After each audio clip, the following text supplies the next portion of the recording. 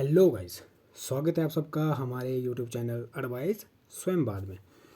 So guys, आज की जो इस वीडियो में हमारा टॉपिक है वो है एचडीएफसी बैंक की नेट बैंकिंग और एचडीएफसी बैंक की नेट बैंकिंग के साथ साथ थर्ड पार्टी को पेमेंट ट्रांसफ़र करना। गाइस, क्या होता है कि कई बार आप नेट बैंकिंग को एक्टिवेट कर लेते हो लेकिन आप किसी थर्ड पार्टी को पेमेंट ट्रांसफ़र नहीं कर पाते हो।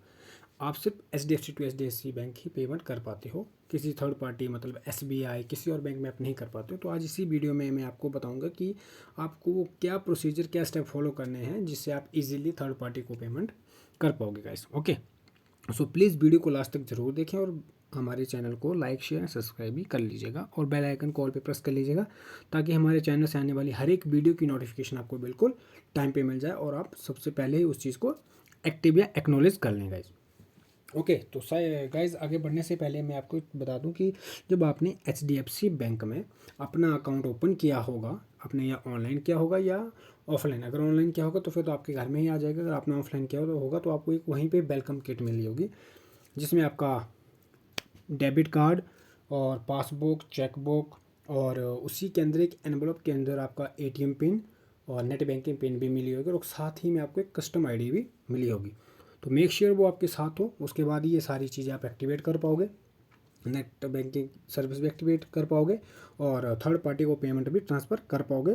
तो मेक श्योर कि वो चीज़ आपके पास होनी चाहिए।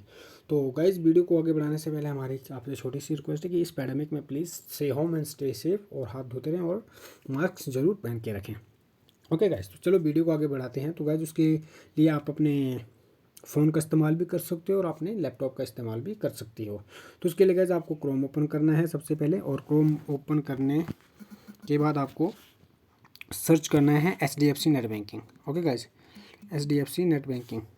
ओके गाइज, तो यहाँ पे आपको जो पहला ही लिंक या पहली जो साइट दिखेगी वो एचडीएफसी बैंक की ऑफिशियल साइट है, उसके ऊपर आपने क्लिक कर लेना है गाइज। ओके, आप चाहते तो अगर आप फ़ोन पे कर रहे हो तो इसको आप डेस्कटॉप साइट में भी कन्वर्ट कर सकते हो। डेस्कटॉप साइट में कन्वर्ट करने के लिए आपको यहाँ पे एरो पे क्लिक करना होगा और यहाँ पे नीचे आपको डेस्कटॉप साइट लिखा होगा तो आपको उसमें वो चेंज हो जाएगा। ओके गाइज, तो आपको क्या करना है गाइज, जैसे मैं आपको बताता हूँ, मैंने तो पहले ही नेट बैंकिंग सर्विस एक्टिवेट कर ली है लेकिन ज़्यादा डिफरेंस कुछ नहीं होता है, मैं आपको साथ में बता देता हूँ। अब इसके लिए आपको एक जो आपको एक कस्टम आईडी का एक वो एनवलप के ऊपर लिखी होगी, वो आपको यहाँ पे अपनी कस्टम आईडी डालनी है। ओके गाइज, तो यहाँ पे आप फिलअप कर लेंगे, जो भी आपकी कस्टम आईडी होगी आप उसको फिल कर लें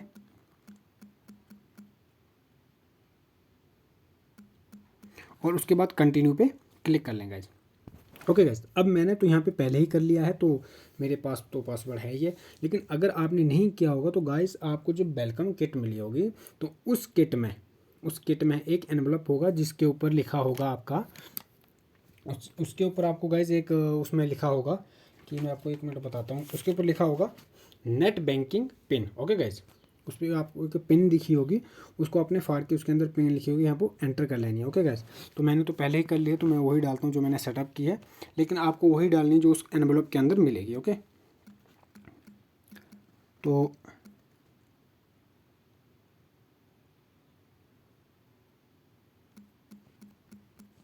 उसके बाद आपने लॉगिन पे क्लिक कर लेना है। ओके गाइज, जैसे ही लॉगिन पे आप क्लिक कर लोगे तो ये तो मेरा पहले ही से एक्टिव है service, net banking service active है, तो ये मेरे लिए ऐसे शो करता है, लेकिन आपका शो करेगा to set up a new password. जब आप अपना नेट बैंकिंग सर्विस एक्टिवेट करने के लिए अपनी पहली नेट बैंकिंग का पिन डालोगे उस एनवलप से, तो आपको एक न्यू पिन सेटअप करने के लिए मांगेगा, तो आपने वहाँ पे न्यू सेटअप पिन डाल के ओके पे क्लिक कर देना। उसके बाद आपका नेट बैंकिंग सर्विस एक्टिवेट हो जाएगी। तो ये है आपकी नेट बैंकिंग सर्विस को एक्टिवेट करने का तरीका। लेकिन अब मेन प्रॉब्लम गाइस क्या आती है कि कई बार बहुत सारे बच्चों ने या बहुत सारे यूट्यूबर्स ने नेट बैंकिंग तो एक्टिवेट कर ली है लेकिन वो किसी थर्ड पार्टी को पेमेंट ट्रांसफ़र नहीं कर पाते हैं, जैसे एसबीआई, आईसीआई, एक्सिस बैंक, बहुत सारे ऐसे थर्ड पार्टी बैंक को आप ट्रांसफ़र नहीं कर पाते हैं। उसका रीज़न यही है क्योंकि आपने इन सभी स्टेप्स को फॉलो नहीं किया है। तो उस सभी चीज़ों के सोल्यूशन मैं आपको यहाँ पर बता रहा हूँ। तो उसके लिए आपको क्या करना है, जब आपकी नेट बैंकिंग सर्विस एक्टिवेट हो जाएगी तो आपको दोबारा लॉगिन करना है। दोबारा लॉगिन करने के बाद आपका सेम बिल्कुल ओपन हो जाएगा और आपके बैंक अकाउंट का नाम जो भी होगा वो, जैसे आपका किसी के नाम भी हो सकता है, राम शाम जो भी होगा वो आपको नाम शो हो जाएगा। उसके बाद आपको यहाँ पे ना फंड ट्रांसफ़र के ऊपर क्लिक करना है। जैसे ही फंड ट्रांसफ़र क्लिक करने के ऊपर क्लिक करोगे तो आपको लिखा होगा कि you are not register for the third party payment per services. ठीक है गाइस, यहाँ पे आपको लिखा होगा। तो उसके लिए आपको क्या करना है, यहाँ पे रजिस्टर नाउ पे के ऊपर क्लिक कर लेना है और उसके बाद स्क्रॉल डाउन करते हुए गाइस आपको नीचे इनकी टर्म एंड कंडीशन को एक्सेप्ट करते हुए कंटिन्यू के ऊपर क्लिक करना है। ओके गाइस, जब कंटिन्यू पे आपके क्लिक कर लोगे तो आपको एक न्यू ओपन हो जाएगा, न्यू स्लाइड ओपन हो जाएगी जिसमें आपका एटीएम कार्ड का नंबर दिया होगा। ओके गाइस, जिसमें आपको एटीएम कार्ड का नंबर दिया होगा और आपने उसी कार्ड के नंबर के ऊपर आपको क्लिक करना है। जब आप क्लिक कर लोगे तो यहाँ पे आपकी कार्ड की डिटेल आ जाएगी और अब आपको अपने एटीएम का पिन एंटर करना है। अब एटीएम का पिन कहाँ पे होगा गाइस, जब आपको वेलकम किट मिली होगी तो उसमें एक आपको लिखा होगा, एक एनवलप मिला होगा जिसमें लिखा होगा ATM debit card pin Mailer. तो उसको आपने फाड़ के उसके अंदर जो पिन होगी गाइस उसको आपने एक बार एंटर कर लेना है। ओके, तो आपने जब उसको फिल करना है तो फिल करने के बाद फिर आपको यहाँ पे उसकी एक्सपायरी डेट और वो भी सारा फिल करना है। तो उसके लिए आपके पास एटीएम का होना बहुत ज़रूरी है। ओके गाइज, तो मैं यहाँ पे आपको करके बताता हूँ। ओके, तो मैंने आपको फिल कर दिया है। अब आपने उसके बाद कंटिन्यू कन्फर्म के ऊपर क्लिक कर लेना है।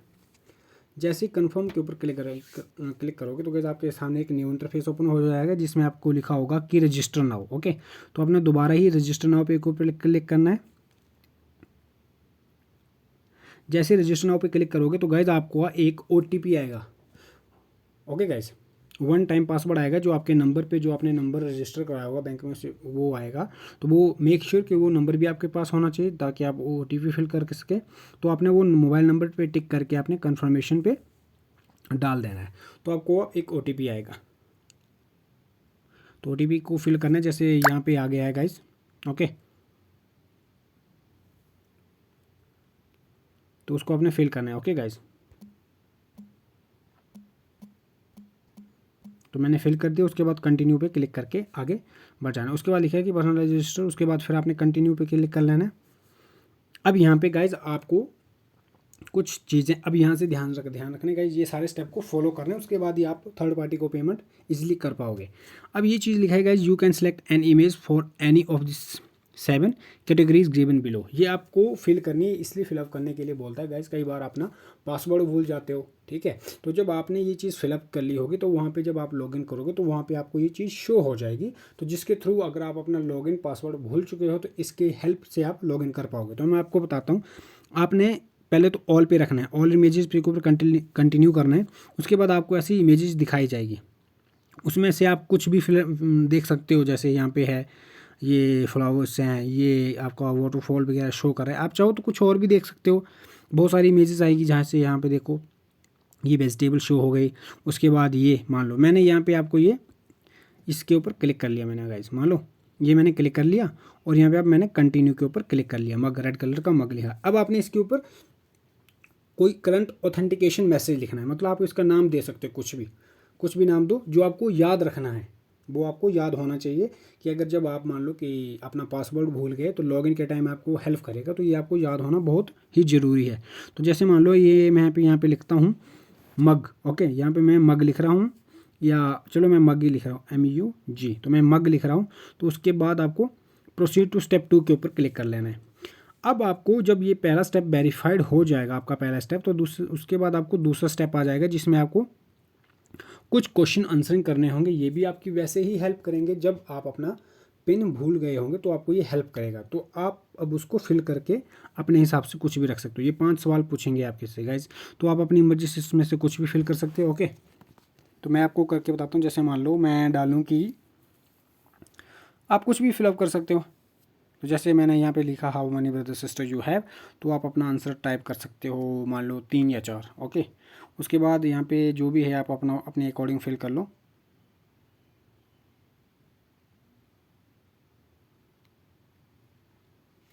ओके, तो ये यहाँ पे मान लो मैं ये डाल देता हूँ।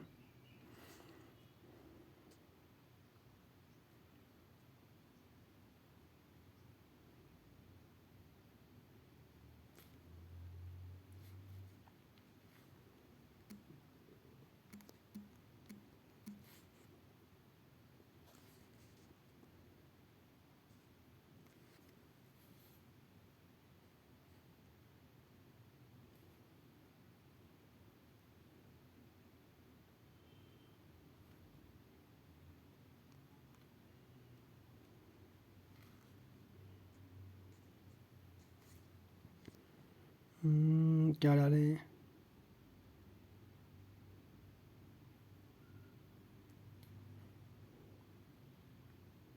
कंप्यूटर के बारे में डाल दूँ तो मैं डेल डाल दूँ।